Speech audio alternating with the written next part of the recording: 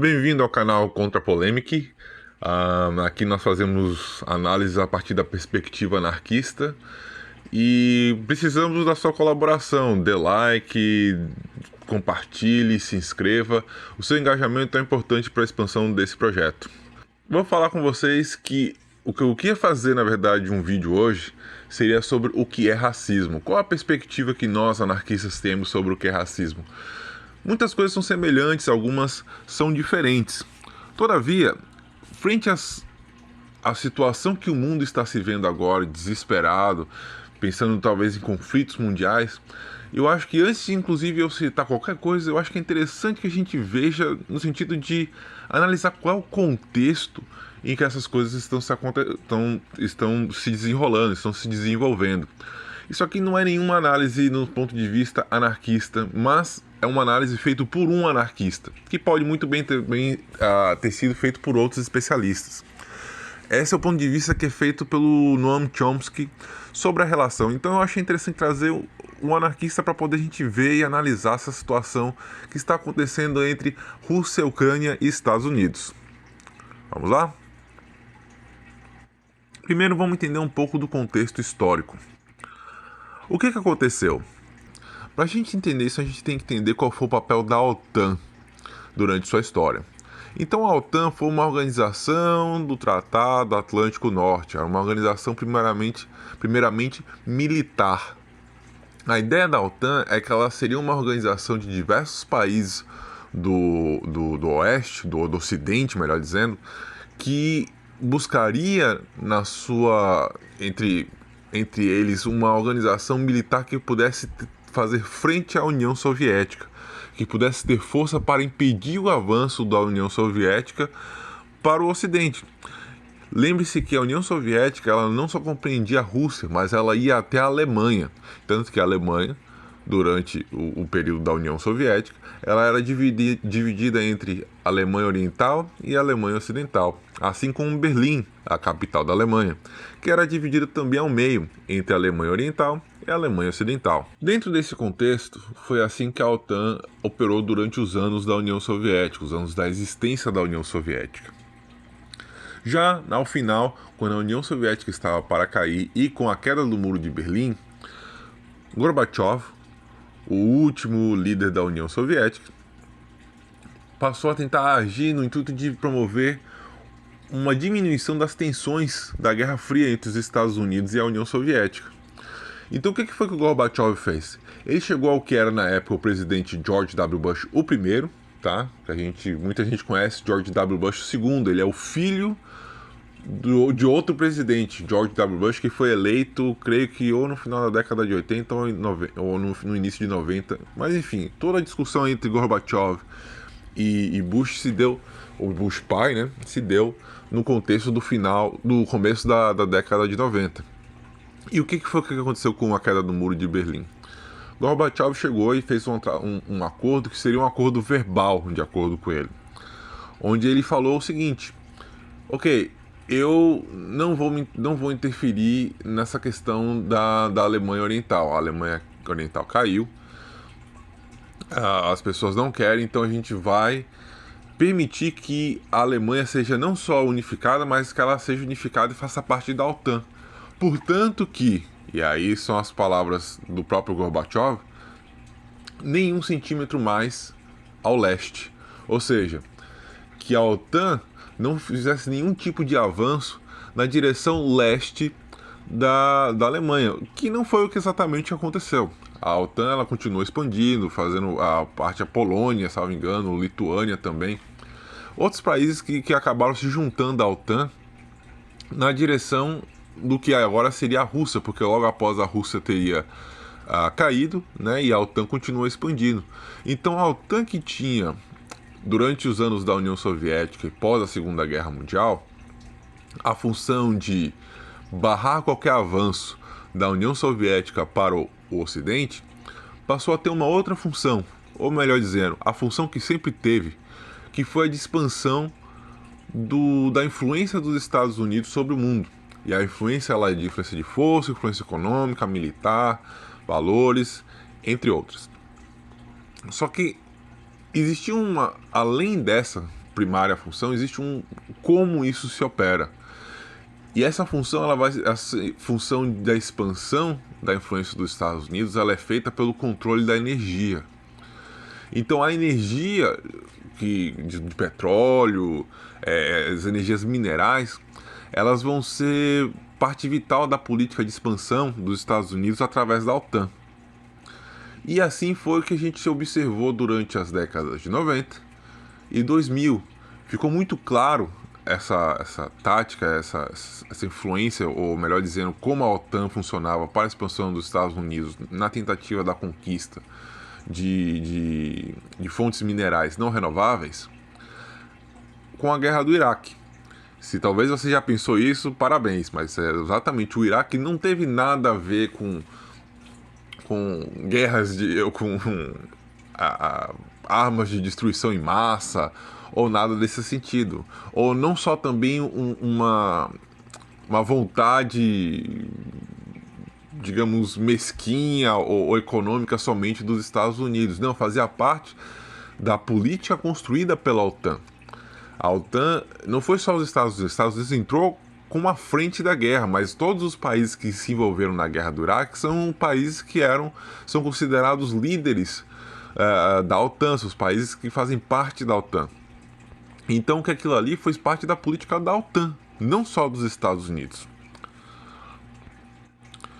Agora, para a gente entender como é que todas essas coisas, agora que nós, melhor dizendo, entendemos como é que foi que a OTAN agiu durante a Guerra Fria, ou seja, depois da Segunda Guerra Mundial até a queda do Muro de Berlim ou até a queda da União Soviética, e como é que ela continuou agindo, já que não faria nenhum sentido a OTAN continuar existindo, como é que ela continuou agindo depois da queda da União Soviética.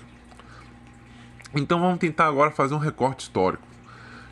Enfim, esse conflito entre Rússia e Ucrânia, ele pode ser desenhado de diversas formas, mas nós vamos começar no seguinte ponto: o que é chamado de Revolução da Dignidade, ou Revolução de Maidan, ou golpe de Estado da Ucrânia de 2014. É aí que a gente vai começar o nosso recorte histórico para entender como é que esse conflito entre Rússia, Ucrânia e Estados Unidos se desenvolveu. Então vamos lá para o nosso recorte histórico, tá? Para a gente poder entender de fato como é que isso tudo que está acontecendo aqui aconteceu.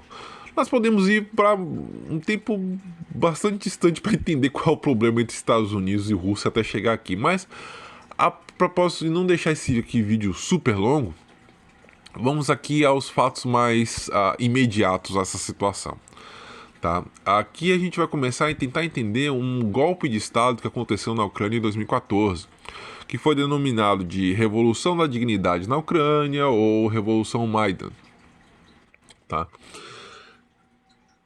Então, como é que foi que se deu isso aqui? Tá, então vamos lembrar que a OTAN, ela foi uma organização que foi criada pelos países do Ocidente para impedir a expansão da União Soviética. E que, com o fim da União Soviética, ela passa a ter uma outra função, ao menos no papel, que é a de expandir a influência dos Estados Unidos sobre o mundo. E ela vai fazer isso através de várias políticas, dentre as quais a principal é o controle das energias, dos materiais energéticos não renováveis, né? Tipo petróleo, carvão mineral, gás natural. Então, vamos lá. O que acontece é que a Ucrânia, que está sob influência, está sobre a influência ali da Rússia, porque fazia parte da antiga União Soviética, ela ali por, acho que foi 2012 ou até 2013, eu não tenho agora certeza, né? Exatamente, foi próprio em 2014, vai ser eleito um ex-governante de Donetsk, que é uma das áreas que está sendo invadida pela Rússia, inclusive, que é uma área pró-Rússia. Esse ex-governador, ele vai virar presidente. O nome dele é Viktor Yanukovych.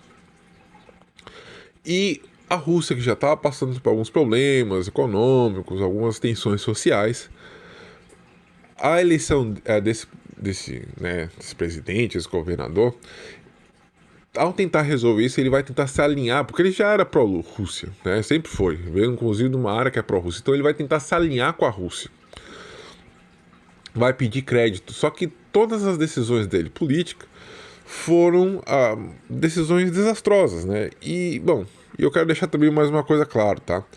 Que ele foi eleito porque tá um burburinho ali, mas todas as organizações que observaram as eleições da Ucrânia na época que o Viktor Yanukovych, que era pró-Rússia, então, todos os observadores foram lá e viram que isso foi uma eleição legal, isso foi uma eleição que não teve problema, né? Foi uma eleição que eles consideram uma eleição livre, né? Todos os observadores foram lá e não viram nada que pudesse contestar a vitória do Viktor Yanukovych. Ou seja, ele venceu democraticamente. Estava tendo problemas, ele foi lá e tentou resolver na maneira dele, sendo pró-Rússia e blá blá blá, mas o que aconteceu? Esses problemas sociais que estavam sendo feitos foram, de certa forma, aproveitados pelos Estados Unidos. Há indícios, tá? Há indícios, não é afirmativa, mas há indícios que houve influência do governo americano, tanto vindo do Partido Republicano quanto do Partido Democrata, no que viria a ser o golpe de Estado sofrido pela Ucrânia de um candidato pró-Rússia. Então você vai ter o envolvimento principalmente de várias figuras, dentre elas o próprio Joe Biden, na Ucrânia. Como retaliação, né, da retirada através de um golpe onde há indícios de envolvimento dos Estados Unidos, a Rússia passou a retaliar isso, né, como eu acabei de falar, tentando ajudar um candidato que fosse anti-OTAN, que fosse contra a OTAN, que fosse contra essa política externa e que fosse mais alinhado à Rússia. Eis que aparece Trump, né, em 2016 como candidato. Ele vai vencer as eleições e muito do que está sendo dito é que essas eleições elas foram vencidas. Não foi dito não, isso aí já foi até provado que boa parte do apoio social que ele teve, do apoio de votos e tal que ele teve, apesar de tudo que estava sendo dito, veio por conta de fake news, de perfis falsos nas mídias sociais. E a suspeita é que esses perfis falsos, eles, além de outras coisas que aconteceram, influência da Rússia no processo democrático dos Estados Unidos. O que seria um crime, né? Dentro não só dos Estados Unidos, mas de qualquer país. Qualquer influência de um governo externo, qualquer influência direta de um governo externo são contra a lei de qualquer país democrático, e é coisa que, se as organizações internacionais virem, elas vão denunciar, e foram denunciadas. E existe um relatório que vocês podem tentar checar na internet, um livro que fala sobre esse relatório, que é o relatório Miller. O Miller, ele é um agente, né, não sei se é FBI, onde ele vai compor um relatório que vai tentar explicar esse problema, essa relação que existiu entre o Putin e o Trump. Só que esse relatório ele foi classificado como confidencial, ou seja, ninguém teve acesso, mas o Procurador-Geral da República, que era o William Barr na época, foi e olhou, consultou, e ele fez alguns comentários. E aí, a partir desses comentários, a partir de pessoas que acabaram lendo, a partir de conversa de bastidor, através das evidências que foram vistas, através de coisas que vazaram, de conversas que foram vazadas né, ao público, se compreendeu que isso foi de fato um ato retaliatório, né? Essa influência do Putin nas eleições dos Estados Unidos foi um ato retaliatório em relação às eleições ucranianas, onde há os indícios da interferência dos Estados Unidos.